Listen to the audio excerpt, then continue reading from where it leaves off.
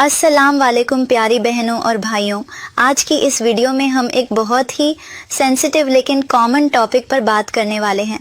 अक्सर social media, दोस्तों की बातों और फिल्मों में एक बात बहुत सुनने को मिलती है, जितना बड़ा साइज होगा उतना ज़्यादा मज़ा आएगा। क्या ये बात सच है? क्या वाकई में फिजिकल कंपैटिबिलिटी सिर्फ साइज पर डिपेंड करती है? क्या किसी भी रिलेशनशिप में सेटिस्फैक्शन का सिर्फ यही एक फैक्टर होता है? आज हम इसी मिथ को मेडिकल और साइंटिफिक नज़रिए से समझेंगे। लेकिन वीडियो शुरू करने से पहले आप सभी से रिक्वेस्ट है कि चैनल को सब्सक्राइब ज़रूर करें, वीडियो को लाइक करें और कमेंट करना मत भूलिए, ताकि हम ऐसे इन्फॉर्मेटिव टॉपिक्स आपके लिए लाते रहें। सबसे पहले एक डॉक्टर के तौर पर मैं आपको यह समझाना चाहूँगी कि ह्यूमन बॉडी बहुत कॉम्प्लेक्स है। किसी भी इंटीमेट रिलेशनशिप में सिर्फ फिजिकल साइज ही नहीं बल्कि कई और फैक्टर्स होते हैं जो ज़्यादा इम्पॉर्टेंट होते हैं, जैसे emotional connection, mental comfort, trust, communication और सबसे ज़्यादा इम्पॉर्टेंट म्यूचुअल अंडरस्टैंडिंग।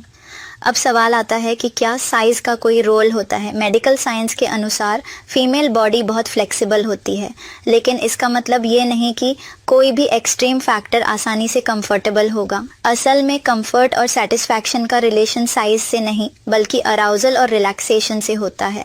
जब शरीर पूरी तरह रिलैक्स्ड होता है तो नेचुरल लुब्रिकेशन इंक्रीज होती है और मसल्स भी एडजस्ट कर लेते हैं।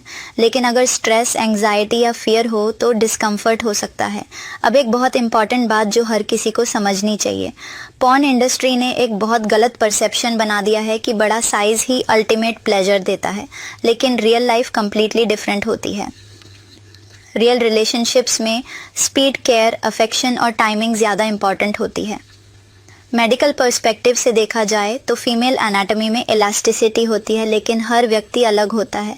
कुछ लोगों में सेंसिटिविटी ज़्यादा होती है, कुछ में कम, कुछ को लाइट टच, एज में कंफर्ट मिलता है, जबकि कुछ को इमोशनल सेफ्टी की ज़रूरत होती है।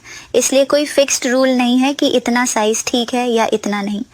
अब एक और इम्पॉर्टेंट टॉपिक है पेन और डिस्कम्फर्ट। अगर किसी भी इंटीमेट मोमेंट में पेन हो रहा है तो यह नॉर्मल नहीं माना जाता।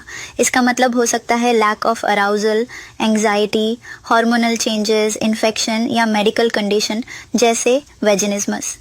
ऐसी सिचुएशन में डॉक्टर से कंसल्ट करना बहुत ज़रूरी होता है। अब बात करते हैं सोशल पर्सपेक्टिव की।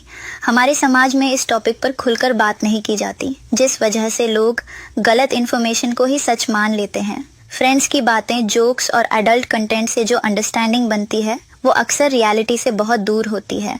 रिलेशनशिप में सबसे ज़्यादा इम्पॉर्टेंट चीज़ कम्युनिकेशन होती है। अगर दोनों पार्टनर्स ओपनली अपनी फीलिंग्स शेयर करें तो किसी भी तरह की मिसअंडरस्टैंडिंग नहीं रहती। कई बार छोटी सी एडजस्टमेंट से ही पूरा एक्सपीरियंस कंफर्टेबल और ब्यूटीफुल बन जाता है। अब एक और मिथ को क्लियर करते हैं।